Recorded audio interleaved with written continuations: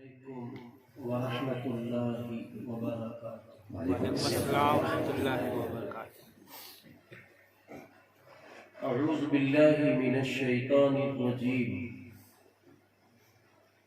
بسم اللہ الرحمن الرحیم، الحمد للہ نحمده ونستعینه ونستغفره ونؤمن به ونتوكل عليه ونعوذ بالله من شرور أنفسنا ومن سيئات أعمالنا، من يهده الله فلا مضل له ومن يضلله فلا هادي له، ونشهد أن لا إله إلا الله وحده لا شريك له، ونشهد أن محمدا عبده ورسوله، وصلى الله عليه وسلم تسليما كثيرا كثيرا. أما بعد، قال الله عز وجل: أعوذ بالله من الشيطان الرجيم، ولا تهنوا ولا تحزنوا وأنتم الأعلون إن كنتم مؤمنين. وقال الله تبارك وتعالى: إنا نحن نزلنا الذكر وإنا له لحافظون. وقال الله تبارك وتعالى: ما آتاكم الرسول فخذوه وما نهاكم عنه فانتهوا.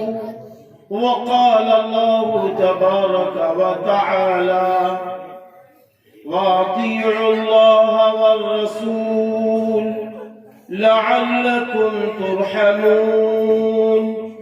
صدق الله العظيم. وقال النبي صلى الله عليه وسلم: الخلق عيال الله، أو كما قال عليه الصلاة والسلام.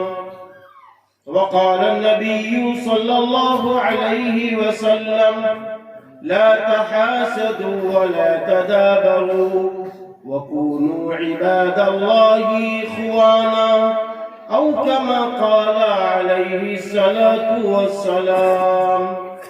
وقال النبي صلى الله عليه وسلم: من تشبه بقوم فهو منهم، أو كما قال عليه الصلاة والسلام.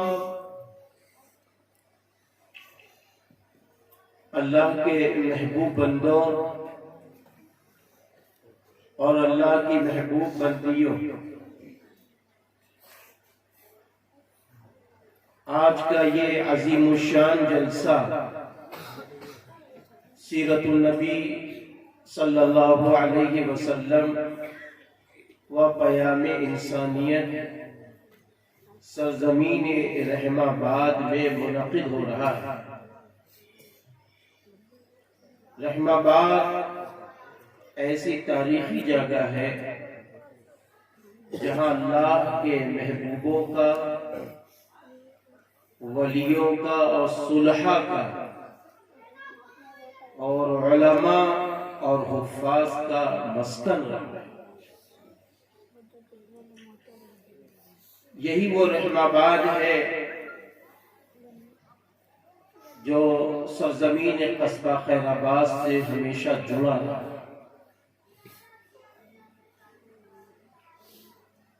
حضرات، آج کا یہ پروگرام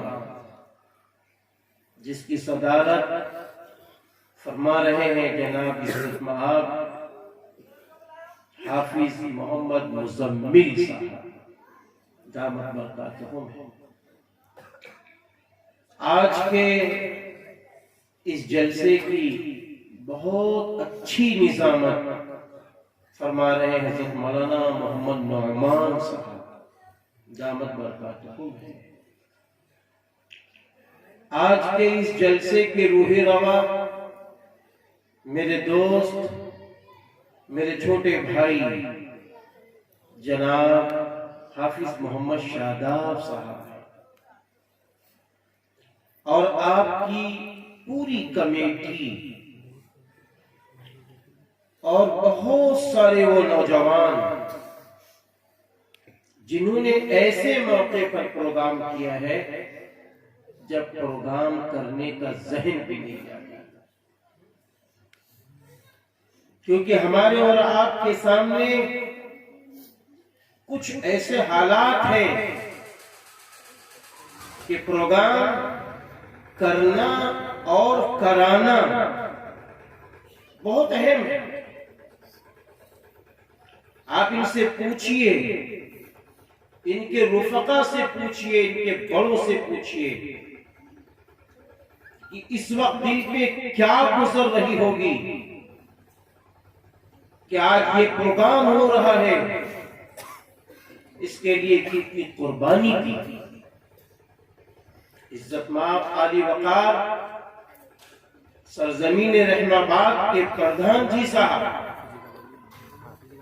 جن کی پوری توجہ رہی ان نوجوانوں کو آگے بڑھانے میں، آپ نے بڑھ چڑھ کر حصہ لیا۔ اس لیے آج کا یہ پروگرام بہت اہم ہے۔ آپ سب کا جمع ہونا بہت اہم ہے۔ ماں و بہنوں کا جمع ہونا بہت اہم ہے۔ یہ عام پروگرام نہیں ہے، یہ وہ پروگرام ہے جس پروگرام کے اندر اب ہمیں کچھ ارادے، کچھ عزائم کرنے ہوں گے اور کچھ چیزوں کو سوچنا ہوگا، کچھ باتوں کو چھوڑنا ہوگا اور کچھ باتوں پر عمل کرنا ہوگا۔ ابھی مجھ سے پہلے حضرت مولانا مفتی عبدالرحیم صاحب قاسمی دامت برکاتہم نے بہت اچھا خطاب آپ کے سامنے، میرے سامنے پیش کیا۔ میرے بعد انشاءاللہ حضرت مولانا محمد امین صاحب بہرائچی دامت برکاتہم اپنا خطاب پیش کریں گے۔ مجھ سے پہلے میرے چھوٹے بھائی حافظ محمد شرافت بسوانی صاحب نے بہت اچھے اشعار، نعتیہ کلام پیش کیا۔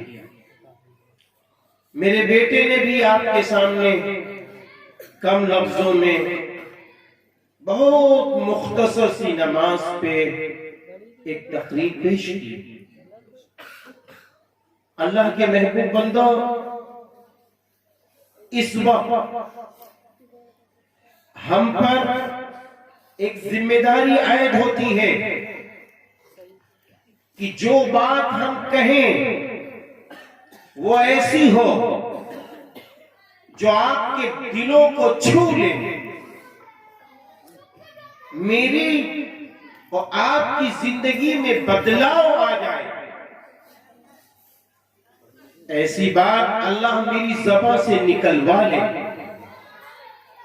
ان میں سب سے پہلی اور بنیادی بات یہ ہے کہ دیکھو، یہ اسلام اور یہ اسلامی تعلیمات اور یہ کلام اللہ جو حضور اکرم صلی اللہ علیہ وسلم کے ذات گرامی پر نازل ہوا، اس کے لیے آپ صلی اللہ علیہ وسلم نے کیسی کیسی قربانیاں پیش کی ہیں، کیسے کیسے مجاہدے آپ نے قبول کیے۔ کیا یہ وہی اسلام نہیں ہے جس کے لیے رسول اللہ صلی اللہ علیہ وسلم نے اپنا دندان مبارک شہید کیا اور کرایا کہ غزوہ احد کے اندر آپ کا دندان مبارک شہید ہو گیا. کیا یہ وہی اسلام نہیں ہے کہ غزوہ خندق پر جب صحابہ اکرام رضی اللہ عنہم اجمعین نے خندق کھودتے کھودتے بھوک کی حالت محسوس کی تو اپنے پیٹ پہ پتھر باندھ لیا اور رسول اللہ صلی اللہ علیہ وسلم کے پاس آ گئے. فرمانے لگے اللہ کے رسول بھوک کی حالت ہے, بھوک کی وجہ سے میں نے اپنے پیٹ پہ پتھر باندھا ہے. قربان جائیے سرور کائنات فخر دو عالم حضرت محمد عربی صلی اللہ علیہ وسلم کے ذات گرامی پر آپ نے فرمایا اے صحابہ اگر آج تمہارے پیٹ پر ایک پتھر بندھا ہوا ہے تو تمہارے نبی کے پیٹ پہ 2 پتھر بندھے ہوئے ہیں. حضور اکرم صلی اللہ علیہ وسلم نے کپڑا ہٹا کے دکھا دیا. یہ وہی اسلام ہے جس کی ترقی اور جس کی بلندی کے خاطر حضور اکرم صلی اللہ علیہ وسلم طائف جیسے شہر میں تشریف لے جاتے ہیں. آپ کو ایسی مصیبتوں کا سامنا کرنا پڑتا ہے کہ آپ خون سے لہو لہان ہو جاتے ہیں, آپ کی جوتیاں خون سے لت پت ہو جاتی ہیں. کس لیے؟ اس لیے کہ یہ اسلام گھر گھر پہنچ جائے, اسلام کی تعلیمات گھر گھر پہنچ جائے, اسلام والا ماحول ایک ایک محلے میں ایک ایک قصبے میں داخل ہو جائے. اس کے لیے سرور کائنات فخر دو عالم حضرت محمد عربی صلی اللہ علیہ وسلم نے بڑی سے بڑی قربانیاں پیش کی. آپ کے جانثار صحابہ رضی اللہ عنہم اجمعین نے بڑی سے بڑی قربانیاں پیش کی ہیں. لیکن آج مطالبہ آپ سے یہ نہیں ہے کہ آپ اپنے پیٹ پر پتھر باندھیے, یہ مطالبہ نہیں ہے. آج مطالبہ یہ نہیں ہے کہ آپ اپنے دانتوں کو شہید کر دیجئے, آج مطالبہ یہ نہیں ہے. آج مطالبہ یہ ہے کہ آپ اپنے آپ کو اللہ سے جوڑ دیجئے, آپ اپنے آپ کو نبی کی شریعت سے جوڑ دیجئے, آپ اپنے آپ کو رسول اللہ صلی اللہ علیہ وسلم کی تعلیمات سے جوڑ دیجئے, اپنے آپ کو دین سے جوڑ دیجئے, اپنے آپ کو قرآن کریم سے جوڑ دیجئے. پھر دیکھیے اللہ کی مدد کیسے آئی, کیسے اللہ کی مدد آتی ہے, کیسے اللہ کی نصرت ہوتی ہے. آج ذرا ہم غور کریں, چپے چپے پر ہم توجہ دیں, چاروں طرف نظریں ڈالیں تو ہر طرف ہمیں ایک ہی حکومت نظر آتی ہے. وہ اللہ کی حکومت ہے, وہ اللہ کی حکومت ہے. ہواؤں پر اللہ کی حکومت, پانی پر اللہ کی حکومت, زمین پر اللہ کی حکومت, آسمان پر اللہ کی حکومت, گلی گلی کوچے کوچے پہ اللہ کی حکومت.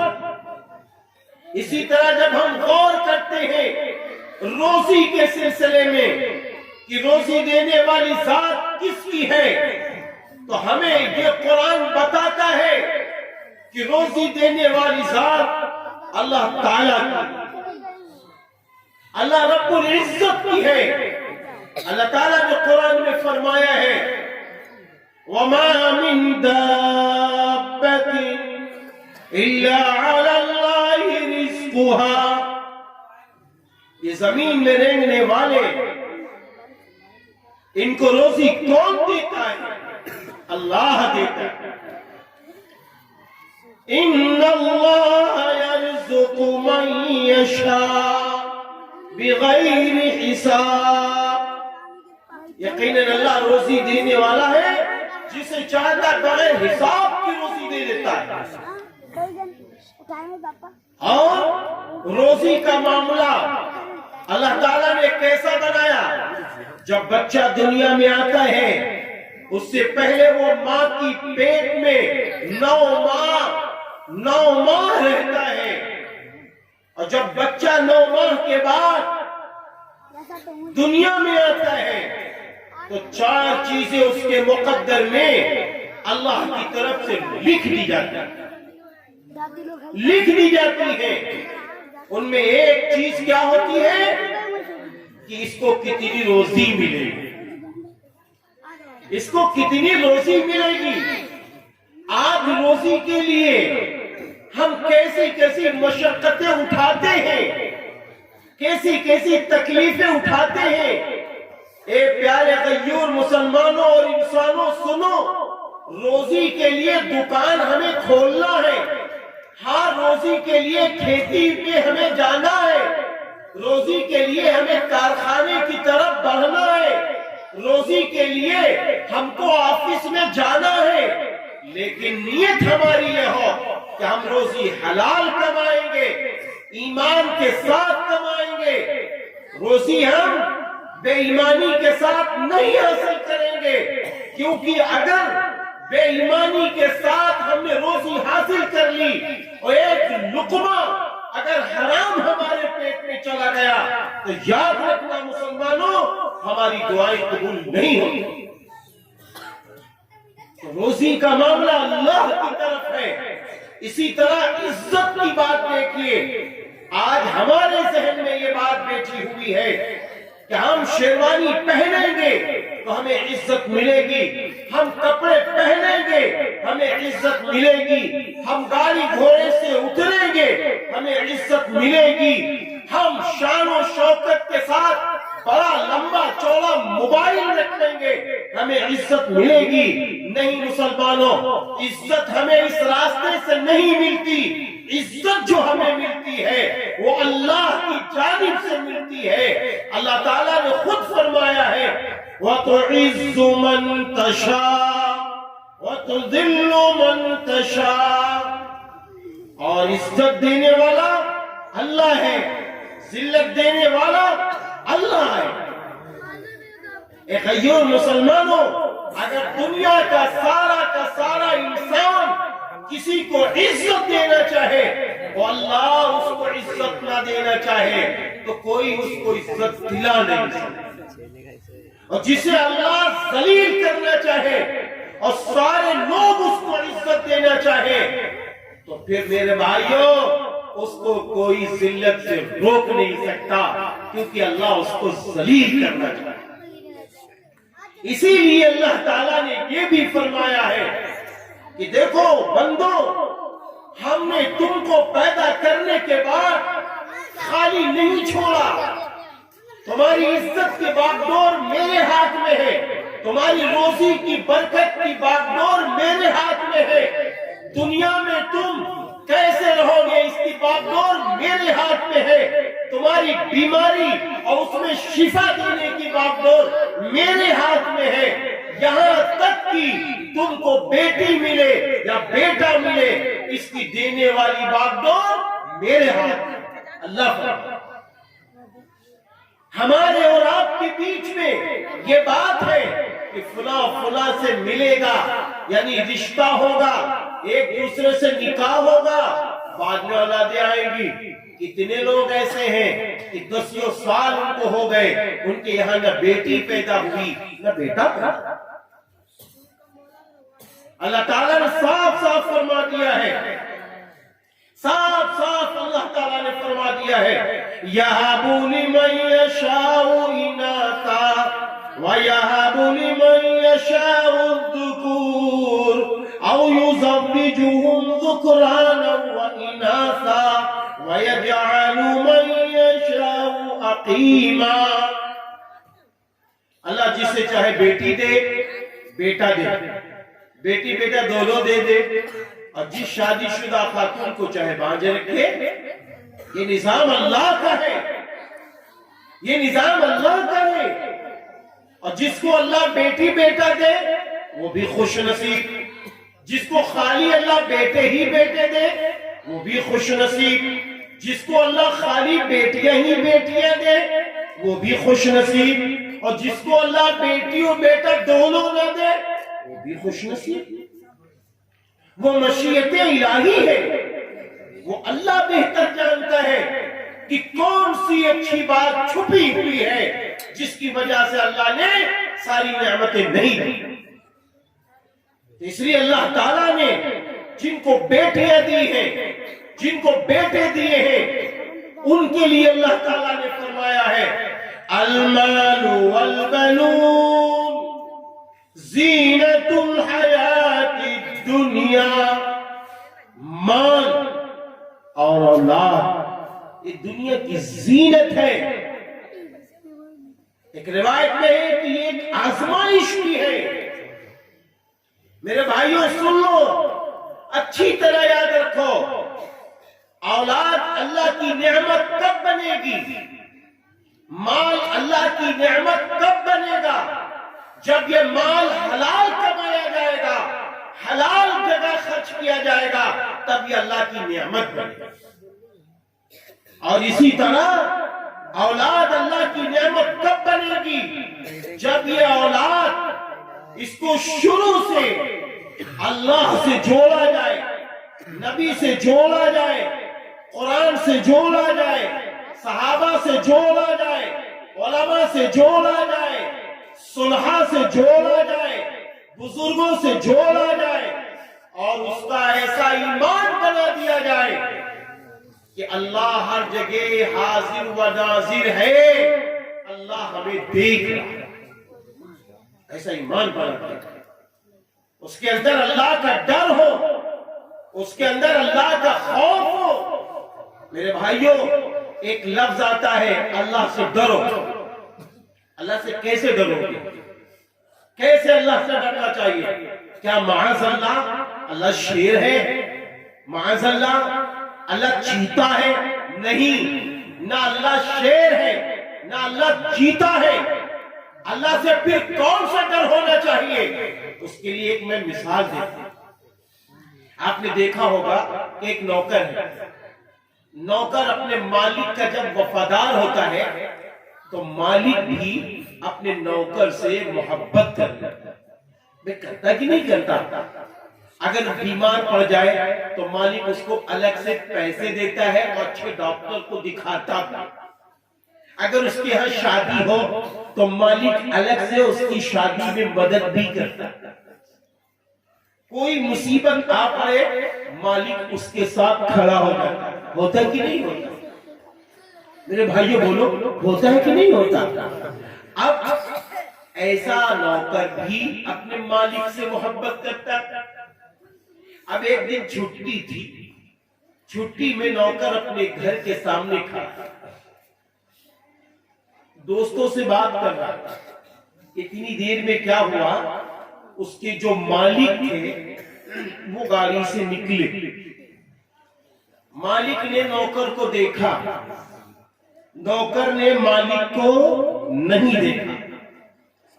جیسے ہی وہ مالک آگے بڑھے ان کے دوستوں نے کہا یار جہاں کام کرتے ہو نا، آج وہ تمہارا مالک تمہیں دیکھتا ہوا نکل گیا. آپ بتائیے اچھی طرح کیا وہ نوکر خوش ہو جائے گا؟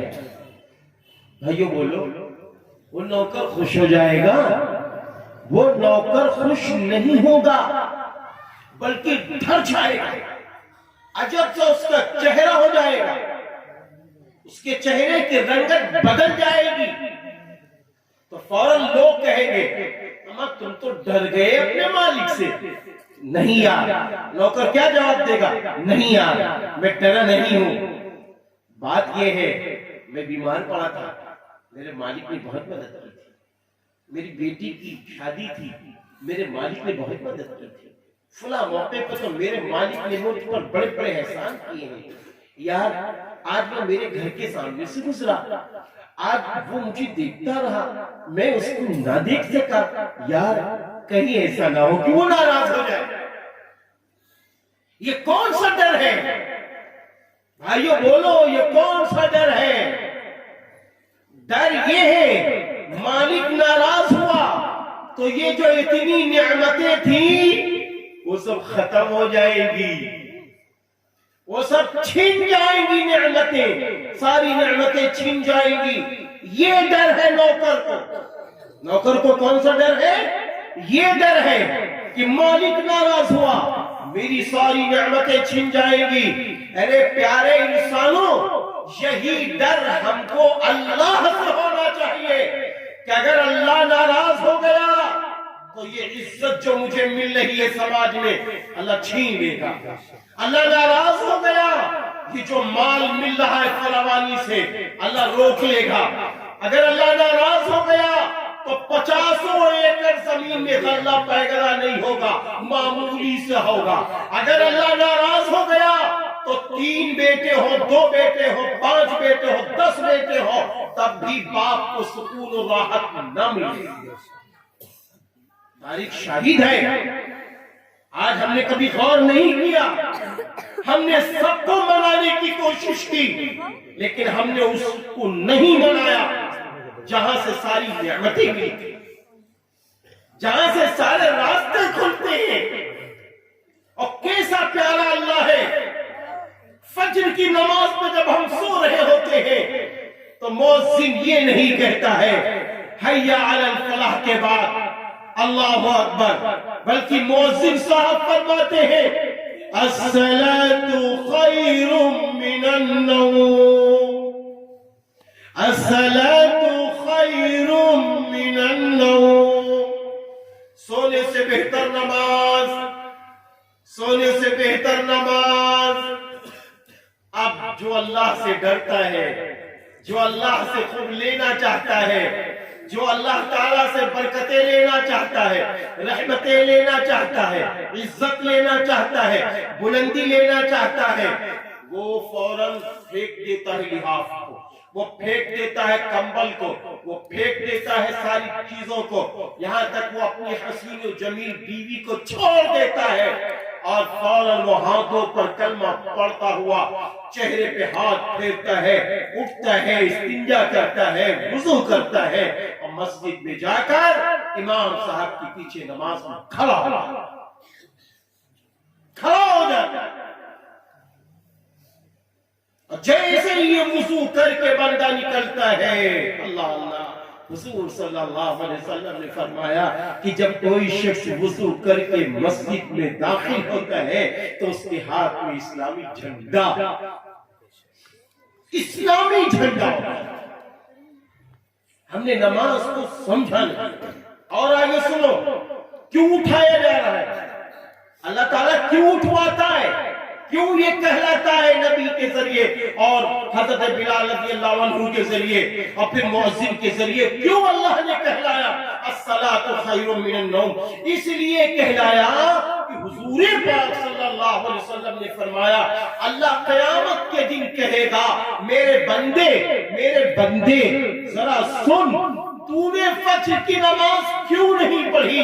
اگر تو نے فجر کی نماز پڑھی ہوتی میں پورے دن تیری کفالت کرتا, میں پورے دن تیری حفاظت کرتا, میں پورے دن تیری مدد کرتا, لیکن تیرے غرور نے تجھے اٹھنے نہیں دیا, تیرے تکبر نے تجھے اٹھنے نہیں دیا, تیری انا نے تجھے اٹھنے نہیں دیا. کیا تو میری مدد نہیں چاہتا؟ کیا جواب دیں گے بتاؤ؟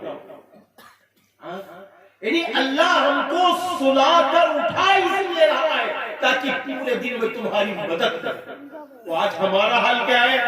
اللہ میاں آپ کی مدد نہیں چاہیے معاذ اللہ. اب آپ کہیں گے آفتاب صاحب، مفتی صاحب، مولانا صاحب، خیرآبادی صاحب، مبلغ صاحب، کون یہ چاہتا ہے، کون یہ چاہتا ہے کہ میں یہ کہوں کہ اللہ تیری مدد نہیں چاہیے؟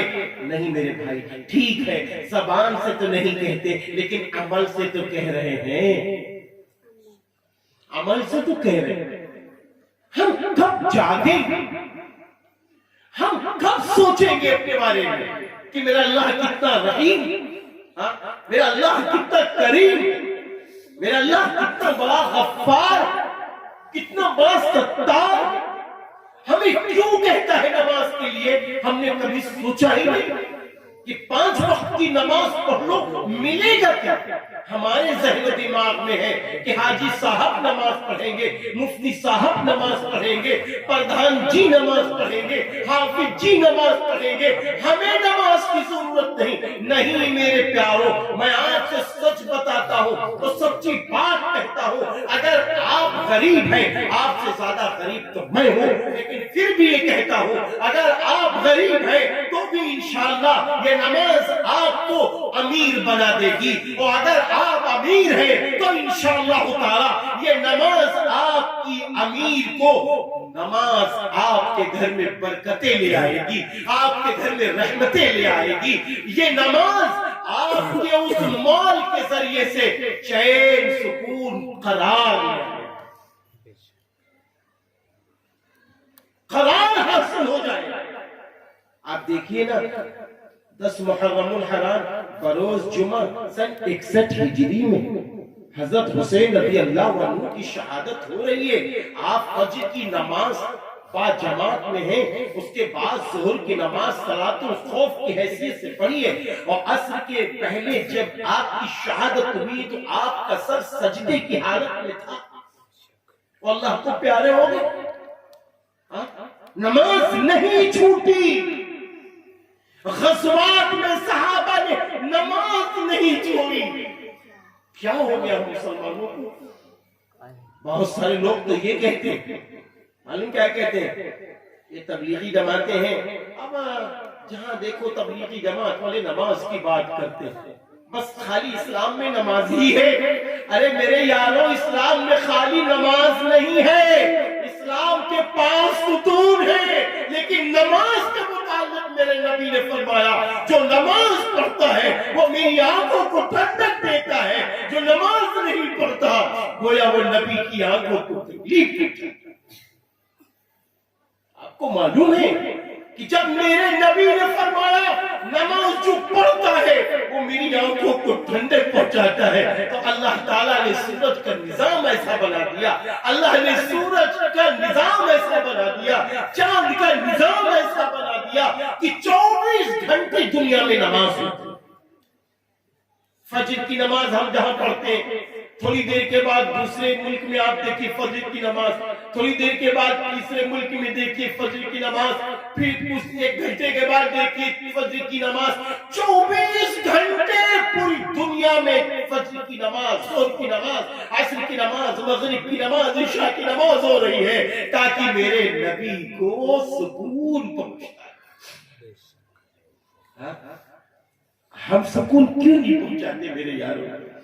کیا ہو گیا ہمیں ہو کیا گیا؟ ارے نماز میرے بھائی، نماز تو ایسی ہے کہ 2 رکعت نماز پڑھ کے صحابہ اللہ سے مانگتے تھے تو ان کے مسئلے حل ہو جاتے تھے، اور ہم نماز کے قریب نہیں جاتے، نماز کے قریب نہیں جاتے۔ یہی نماز ہے جس کو فرمایا گیا نماز جنت کی چابی ہے۔ الصلاۃ مفتاح الجنہ، نماز جنت کی کنجی ہے۔ ارے میرے یارو، جب جنت کو کھولو گے نہیں تو دل کو سکون کہاں سے ملے گا؟ چین کی نیند کہاں سے آئے گی؟ سکون کی نیند کہاں سے آئے گی؟ مال میں برکت کہاں سے آئے گی؟ اولادوں سے سکون کہاں سے ملے گا؟ جب جنت کی چابی ہمارے پاس، ہم جنت کھول نہیں رہے ہیں تو سکون کہاں سے ملے گا؟ کہاں سے سکون ملے گا؟ آج تو سکون کی چابی نماز ہے، نماز سکون کی چابی ہے۔ اسے لو، اپنی جنت کھولو، خود بھی سکون میں آ جاؤ، بیوی بچے بھی سکون میں آ جائیں، گھر کا نظام بھی سکون والا بن جائے. یہ ہے نماز.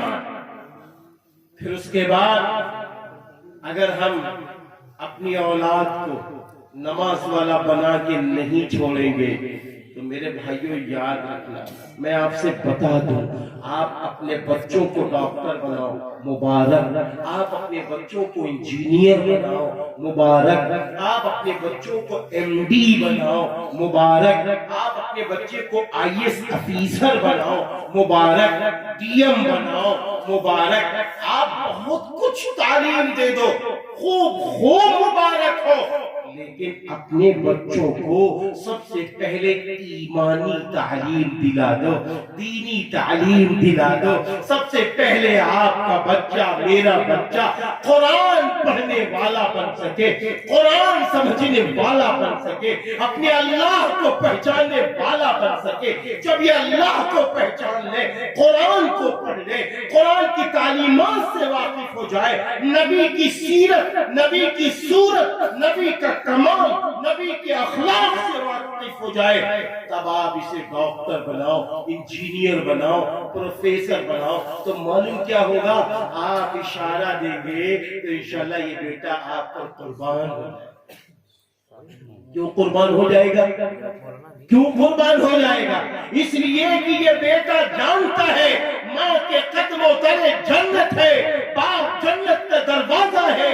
یہ بیٹا جانتا ہے کہ اگر ماں ناراض ہو گئی، ابا ناراض ہو گئے تو پھر کیا ہوگا؟ میرا اللہ ناراض ہو جائے گا. نبی نے فرمایا ہے جو اللہ کو خوش کرتا ہے، سنو، ماں باپ کی خوشی اللہ کی خوشی ہے، اللہ کی خوشی ماں باپ. پھر یہ بنے گا مزاج، پھر یہ مزاج بنے گا کروڑوں کا مالک.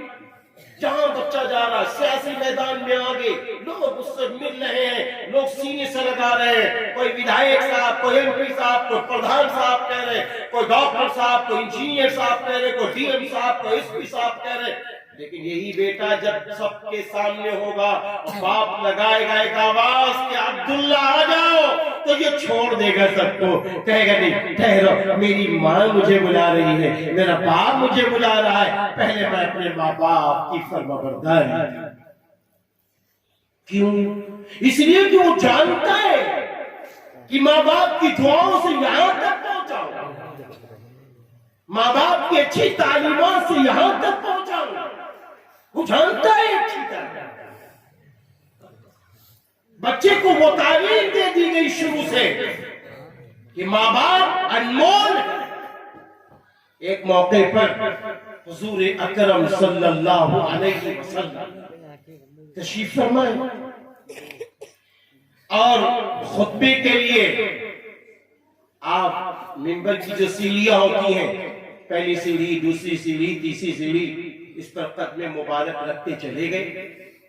اس کے بعد میں جب آپ فارغ ہوئے تو حضرت کعب رضی اللہ عنہ نے پوچھا کہ اللہ کے رسول جب آپ سیڑھیوں پہ اپنا قدم رکھ رہے تھے تو آمین آمین آمین 3 بار فرمایا تینوں سیڑھیوں پر؟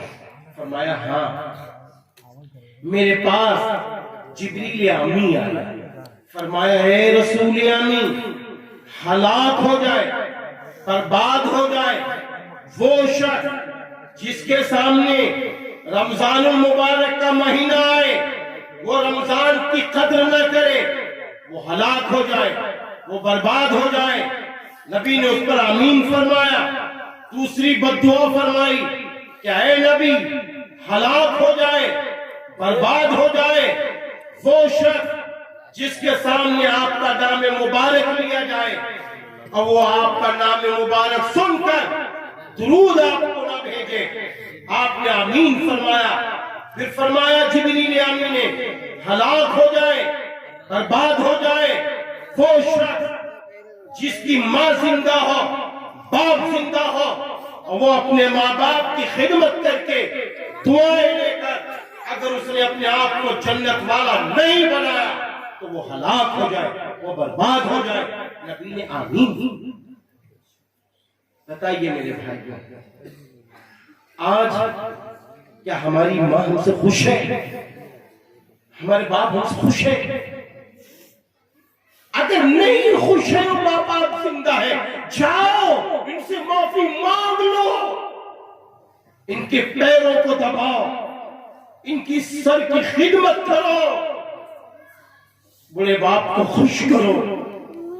آپ کو معلوم ہے حضرت اویس قرنی رحمت اللہ علیہ ولیوں میں سب سے بڑا مقام و مرتبہ پانے والے، حضور اکرم صلی اللہ علیہ وسلم کا زمانہ پانے والے، اسلام قبول کر رہے ہیں قرن کے اندر، اور نبی فرما رہے ہیں کہ اے عمر، اے علی، عرفات میں ایک شخص کو تلاش کرنا جو قرن کے رہنے والے ہوں گے، ان کا نام اویس ہوگا، ان کے پاس جانا، ان سے دعائیں کرنا، اور ان کو یہ کپڑا تحفے میں دے دے۔ ان کی دعائیں اللہ قبول کر رہا ہے، کیونکہ ان کی ماں بوڑھی تھی، آنکھیں کمزور تھی، اس حال میں انہوں نے اپنی ماں کی خدمت کی ہے، ماں کی خدمت کی وجہ سے اللہ ان سے بہت خوش ہے۔ سمجھے میرے بھائی، ایک موقع پر حضرت موسیٰ علیہ السلام کو حکم ہوا تھا کہ اے موسیٰ، جاؤ فلاں قریشی کے یہاں رات گزارو، دیکھو وہ میرا چہیتا ہے۔ جاتے ہیں، رات گزارتے ہیں، اور پھر اس کے بعد کیا ہوتا ہے معلوم ہے؟ صبح ہوتی ہے تو اس سے پوچھتے ہیں بھائی یہ بتا کہ تیری کون سی بڑی عبادت ہے جس سے میرا اللہ بہت خوش ہے تجھ سے؟ تو کہا بھائی میری تو کوئی ایسی عبادت تو نہیں ہے، تم نے خود دیکھا رات میں خود دیکھا۔ ہاں اتنا ضرور ہے کہ میں بیچ باچ کر آتا ہوں، سب سے پہلے اپنی نابینا ماں کو اٹھاتا ہوں، ان کی خدمت کرتا ہوں، ان کو کھلاتا پلاتا ہوں، اس کے بعد پھر دوسروں کے ساتھ معاملہ کرتا ہوں۔ فرمایا میرے اللہ کو یہی ادا تیری پسند ہے، میرے اللہ کو تیری یہی ادا پسند ہے، یہ بتا تیرے دل میں اور بھی کوئی دعائیں ہیں کہ اللہ تیری ارمان پوری کر دے؟ کہا ہاں اللہ نے میری ساری ارمانیں پوری کر دی، لیکن اللہ تعالیٰ سے میں یہ کہتا ہوں کہ اللہ تو مجھے میرے پیغمبر حضرت موسیٰ علیہ السلام سے ملاقات کرا، کیونکہ وہ پہچانتے نہیں تھے، بس اتنا کہنا تھا۔ حضرت موسیٰ علیہ السلام نے فرمایا اللہ نے مجھے کو پیغمبر بنایا ہے، میں ہی موسیٰ ہوں۔ میں یہ دیکھا کہ ماں کی خدمت سے رب کریم نے پیغمبر کو ان کے گھر میں، آج ہم بوڑھی ماں سے کچھ لینا ہی نہیں چاہتے، بوڑھے باپ سے کچھ لینا ہی نہیں چاہتے، ہمارا ذہن ہی نہیں جاتا کہ بوڑھی ماں بوڑھے باپ کیا ہے۔ یقین مانیے میں سچ آپ سے بتاتا ہوں کہ جب تک میرے والد محترم رہے ہیں، ابھی 24 نومبر کو میرے والد محترم کا انتقال ہوا، اللہ تعالیٰ ان کی قبر کو نور سے منور فرمائے، اور جب وہ اٹھے تو میرے اللہ کی طرف سے رضا کا پروانہ نصیب فرمائے۔ میرے بھائیوں، ہم کو آٹے اور چاول کے دام نہیں کھانا۔ میرے بچے اگر کبھی بیمار ہوتے تھے یا گھر پہ کوئی معاملہ ہوتا تھا تو مجھے یہ نہیں معلوم ہے کہ میں دوا لینے کب جاتا، لیکن اب میرے پڑوس کے میرے دوست ایک ڈاکٹر عثمان علی ہے، ایک دن کہنے لگے کہ اب آپ دوا زیادہ لینے آتے ہیں، ورنہ ایک وقت تھا کہ مجھے پتہ بھی نہیں چلتا تھا کہ بچہ بیمار کب ہوا اور کب اللہ نے شفا دی۔ وہ خود دوڑ پڑتے تھے، کہتے تھے کہ بیٹا میں نے تجھ کو اس لیے نہیں پڑھایا ہے کہ تو سامان لا کے رکھ، میں نے تجھے اس دن کے لیے پڑھایا ہے کہ تو خود باعمل بن اور اللہ کے بندوں کو اللہ سے جوڑ، اللہ کے بندوں کو اللہ سے جوڑ۔ اور جب بھی میں تقریر کر کے آتا تھا تو پوچھتے تھے بیٹا کیا تقریر میں کیا، تو کم لفظوں میں بتاتے تھے۔ تو ایک دن میں نے بتایا تو نماز کے متعلق کچھ بھی نہیں کہا. تو ابو کہنے لگے بیٹے تم نے قوم کو امت کو سب کچھ دیا لیکن نبی کی آنکھوں کی ٹھنڈک کی نماز کا ذکر کیوں نہیں کیا؟ بیٹا تمہیں یہ بھی کرنا چاہیے. ایسی تربیت ایسی پرورش کی ہے کہ آج بھی ان کی یادیں سینوں میں بسی. آج میں جانتا ہوں کہ ہاں میرے باپ کا سایہ مجھ سے چلا گیا, ان کی دعائیں لیکن مجھے حاصل ہے, ان کی اچھی تربیت مجھے حاصل ہے. اس لیے میرے بھائیوں جن کی ماں زندہ ہے, جن کے ابا زندہ ہے, ان کی قدر کر نہ قدری سے بچو. سب کچھ ملے گا, سب کچھ ملے گا. میں آپ سے سچ کہتا ہوں جو آپ چاہتے ہیں ماں سے دعا کریں, باپ سے دعا کریں. میرے والد محترم یقین مانیے کہتے تھے, ایک دن کہنے لگے کہ حج ہاؤس میں جاتے ہو انشاءاللہ تم مجھ سے پہلے حج کرو گے. تو ہم نے کہا نہیں ابو انشاءاللہ ہم لوگ سب ساتھ میں حج کریں گے. میں ایک بات بتا رہا ہوں, باپ کی دعائیں. ایک روز کیا ہوا, پاسپورٹ بنا ہوا ہے, اچانک حج کی شکلیں بننی شروع ہو گئی اور 2017 میں اللہ نے تنہا حج ساس سسر کے ساتھ کروایا. یہ ہے باپ کی دعا. میں بتانا چاہتا یہ ہے باپ کی دعائیں. میرے باپ نے ہمیشہ کہا تھا کہ میرے لال میں تمہیں کوئی نصیحت نہیں کروں گا, ایک نصیحت کروں گا, اپنے اللہ کو نہ بھولنا, اپنے نبی اور صحابہ کو. اللہ بابو بن کے تمہیں کھلائے گا, ایسی عزتیں دلائے گا کہ تم دیکھ کر دنگ ہو جاؤ گے. قسم خدائے پاک کی, اللہ تعالیٰ نے ان عزتوں سے نوازا ہے کہ میں بیان نہیں کر سکتا ہوں. میں اللہ کا شکر ادا کرتا ہوں, اپنے باپ اپنے ماں کی دعاؤں کا ثمرہ سمجھتا ہوں. اسی لیے جہاں کہیں بھی تقریر میں جاتا ہوں اکثر میں یہ کہتا ہوں اپنے جوان بھائیوں سے, اپنی نوجوان بہنوں سے کہ دیکھو تم اپنی ماں کو نہ بھولنا, تم اپنے باپ کو نہ بھولنا, ہرگز نہ بھولنا, ورنہ وہ مصیبتوں کا سامنا کرنا پڑے گا کہ بس بیان نہیں کر سکتے. اللہ تعالیٰ کو نہ بھولو, اللہ کی خوشی لے لو, اللہ کی خوشی لے لو. اللہ کی حکومت ہر جگہ ہے, مایوس ہونے کی ضرورت نہیں ہے. انسان بننے کی ضرورت ہے, حیوان بننے کی ضرورت نہیں ہے. ہم کو انسان بننا ہے, ہم کو آدمی بننا ہے. انسان کے لفظی معنی کیا ہے؟ انسان کے لفظی معنی ہے محبت رکھنے والا. یہ انسان کے لفظی معنی. آپ لغت اٹھا کر دیکھیے, ڈکشنری اٹھا کے دیکھیے, آپ کو یہ معنی ملیں گے. محبت رکھنے والا. اللہ تعالیٰ نے ہم کو محبت رکھنے والا بنایا ہے, ہم کو توڑ والا نہیں بنایا, ہم کو جوڑ والا. انسان کے لفظی معنی محبت رکھنے والا, اور آدمی کے لفظی معنی نوکر, ملازم, یا یوں کہہ لیجئے آنکھ کی دو پتلیاں. یہ آدمی کے معنی. آدمی کے معنی ہے نوکر کے, ملازم کے. بگاڑ آیا کہاں سے؟ اے میرے بھائیوں, اے اچھی بہنوں, بگاڑ وہاں سے آیا جب ہم نے یہ سوچ لیا میں موٹر سائیکل کا مالک, میں گاڑی کا مالک, میں مکان کا مالک, میں دکان کا مالک, میں 100 ایکڑ زمین کا مالک, میں ڈگریوں کا مالک. بس جب ہم نے اپنے آپ کو مالک بنا دیا تو ہمارے اندر غرور آ گیا, ہمارے اندر کبر آ گیا, ہمارے اندر بڑائی آ گئی. اور جیسے ہی بڑائی آئی اللہ نے فرعون کو تو چھوڑا نہیں, حامان کو توڑ دیا, شداد کو توڑ دیا. اللہ نے ابو جہل کو مٹا کر رکھ دیا, عاص بن وائل کو مٹا کر رکھ دیا. اللہ تعالیٰ کسی کے غرور کو نہیں پسند کرتا. اللہ کہتا ہے تم تواضع اختیار کرو, ہم بلندی تک پہنچا دیں گے. تم میرے نام پر جھکتے رہو, ہم تم کو عزت والا. اللہ کو غرور نہیں پسند ہے، اللہ کو کبر نہیں پسند ہے، اللہ کو بڑائی نہیں پسند ہے۔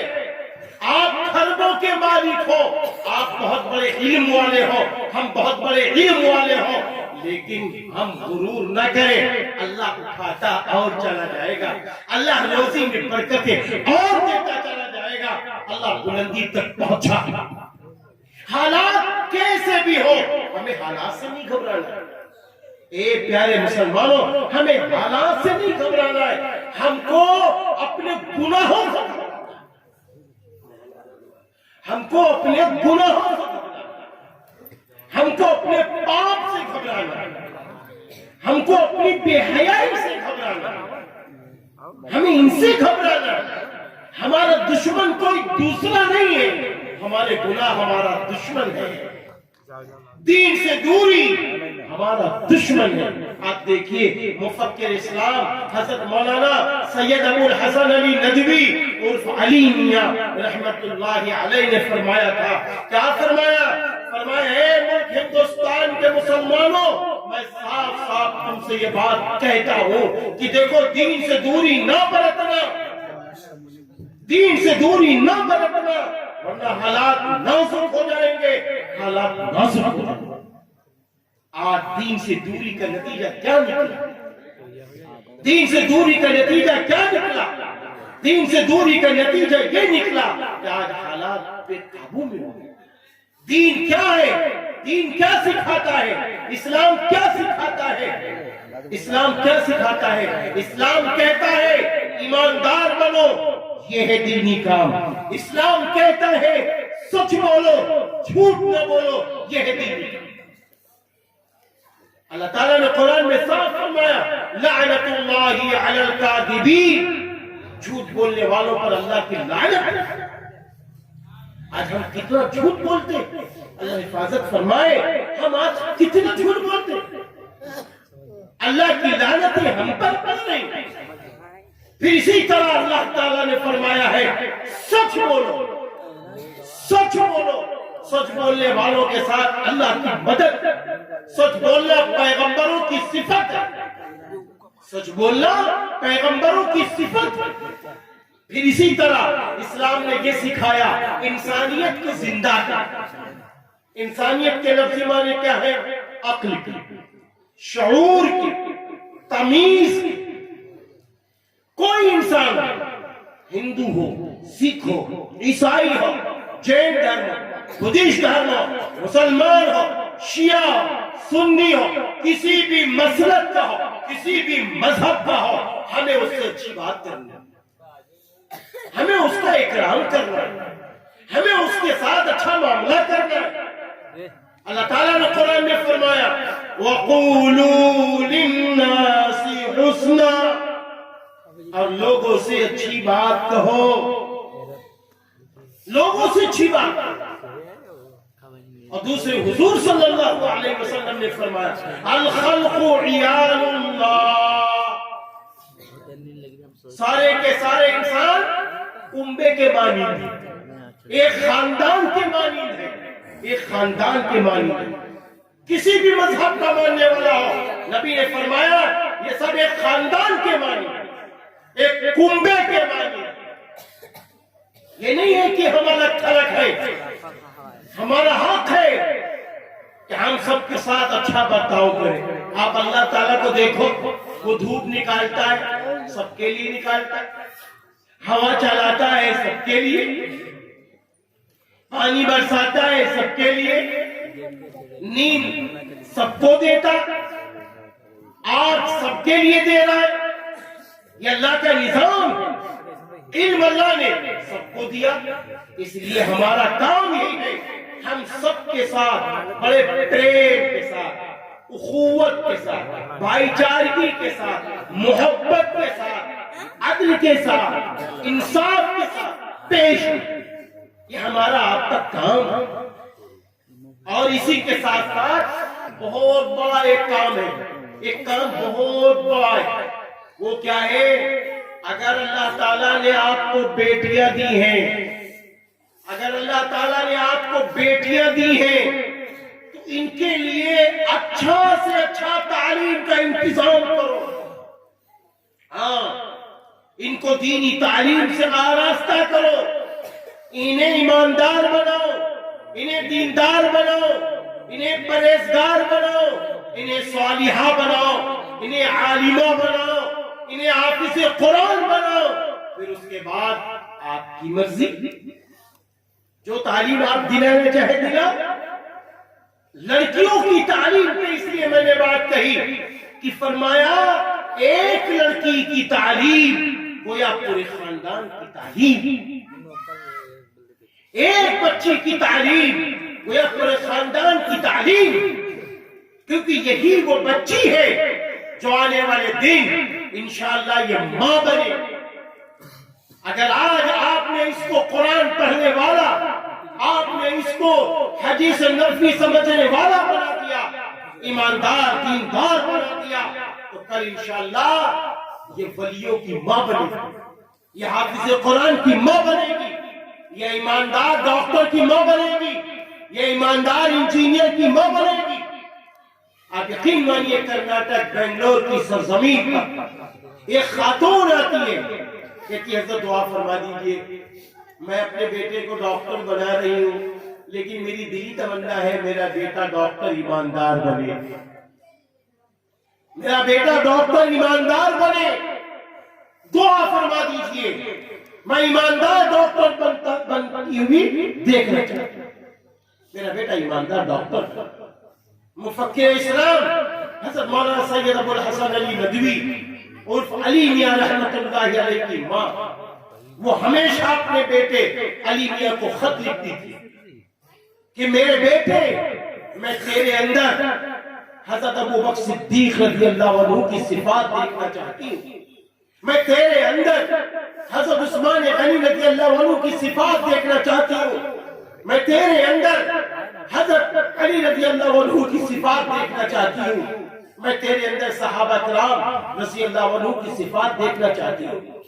میں چاہتی ہوں علی کہ تو ایماندار بن، تو ایک اچھا قابل دیندار انسان بن، تاکہ میں اللہ کی بارگاہ میں جب پہنچوں میرا اللہ مجھ سے کہے کہ اے خیر النساء بہتر کیا لائی ہو، تو میں یہ کہہ سکوں کہ اے اللہ تو نے مجھے ایک بیٹا دیا تھا، اس کو ایماندار دیندار اور صاحب قرآن بنا کر. ایسی ماں کی ضرورت ہے، ایسی ماں کی ضرورت ہے. اس لیے آج ہمیں پڑھنا ہوگا، قدم اٹھانا ہوگا اور یہ فیصلہ لینا ہوگا کہ ہم خود اپنے آپ کو دینی رخ سے جوڑیں گے اور اپنی نسلوں کو دین سے جوڑیں گے، اللہ اور رسول سے جوڑیں گے، تو اس سے دنیا بھی بنے گی، آخرت بھی بنے گی. میں نے شروع میں آپ سے یہ بات کہی تھی کہ آئیے اللہ تعالیٰ سے یہ دعا کی جائے کہ اے میرے اللہ وہ باتیں مجھ سے نکلوا لے جو میرے لیے اور سامنے والوں کے لیے سب کے لیے مفید ہو.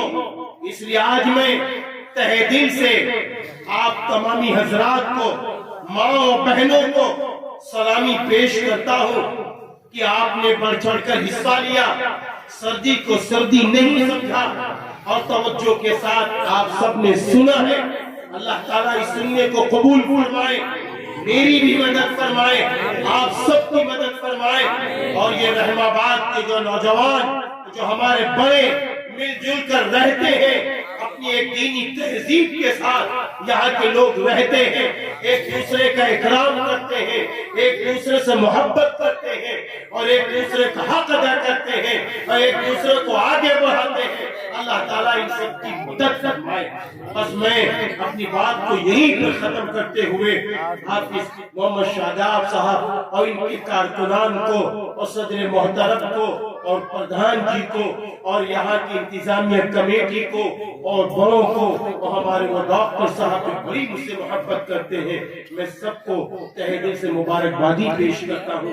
اللہ تعالیٰ آج کے اس جلسے کے ذریعے سے پورے علاقے کے اندر انسانیت کا ماحول پیدا ہو جائے، پورے علاقے کے اندر ایک دوسرے سے لوگ محبت کرنے والے ہو جائیں، پورے علاقے کے اندر لوگ اپنے ماں باپ کی قدر کرنے والے بن جائیں، پورے علاقے کے اندر لوگ اپنی اولادوں کی اچھی فکریں کرنے والے بن جائیں، پورے علاقے کے اندر ہندو مسلم شیعہ سنی کا بھید بھاؤ ختم ہو جائے، ایک دوسرے میں محبتیں داخل ہو جائیں، ایک ہو جائے تو بن سکتے ہیں خورشید مبین، ورنہ ان بکھرے ہوئے تاروں سے کیا بات بنے۔ وآخر دعوانا ان الحمدللہ رب العالمین۔ السلام علیکم ورحمۃ اللہ وبرکاتہ۔